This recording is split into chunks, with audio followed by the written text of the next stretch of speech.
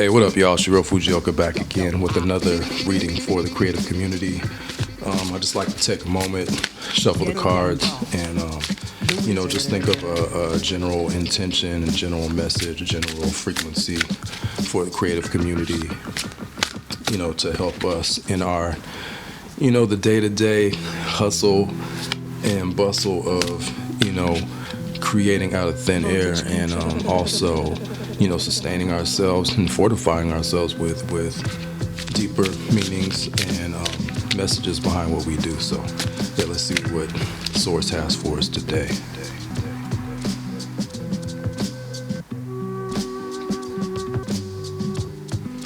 What do we have? Pitch. Be as clear, concise, and professional as you can be when you explain your ideas to potential associates. So yeah, that's a good frequency, pitch. You can think of it in a couple of ways. You can think of a pitch as in, pitching an idea, to your associates or to your comrades or to your frequency fam. But, if you're a musician, you can also think of pitch as in tone. Should this be a low-pitched tone in the composition? Should it be high-pitched? And, what frequency are we expressing with that pitch in that range? So with that said, excuse me. With that said, I would like to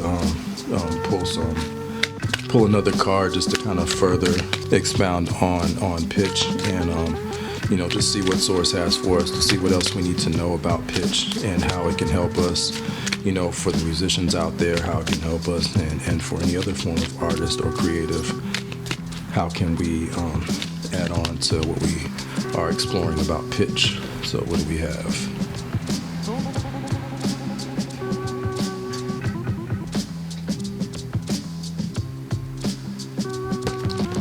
Magic. All right, so we pulled the magic card. The frequency of magic supports our intrinsic ability to grow and expand beyond the moment, to move towards possibilities and expression that are grand and profound as we can imagine. All that is required is that we believe in their manifestation. So yeah, going from pitch to magic, it's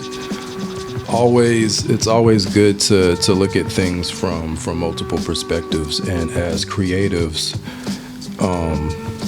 being a creative is a form of magic.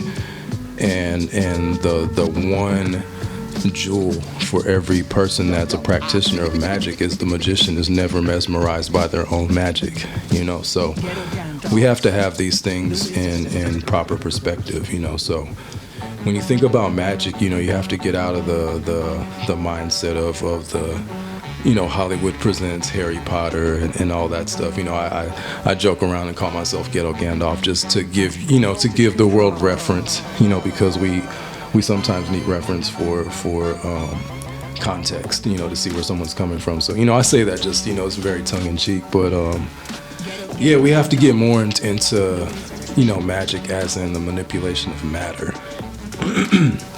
Pardon me. So when we think about magic from the perspective of the manipulation of matter, you have to, you can get out of that wooey stuff and think about, okay, so what matter are we manipulating, as musicians for an example, so, what matter are we moving? So if you think about sound, what does sound move? Sound moves air, so you're moving air with the speakers, with this magical force known as music.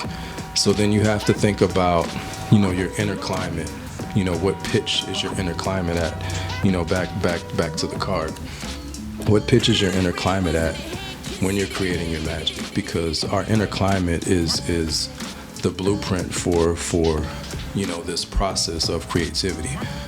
So whatever you're resonating inside is going to be expressed through our art. So, that's how you can kind of like gauge the frequency of your magic. Is it a higher pitched magic or is it lower pitched magic? Or is it, the most supreme magic in balance, all things in balance, everything well composed and well read. So yeah, that's the message for today. Think of yourself as an oscillator and decide what pitch you want to greet the world with. and being filled with magic as you engage the world and manipulate matter and make sure the change is beneficial for all parties involved. And peace and love.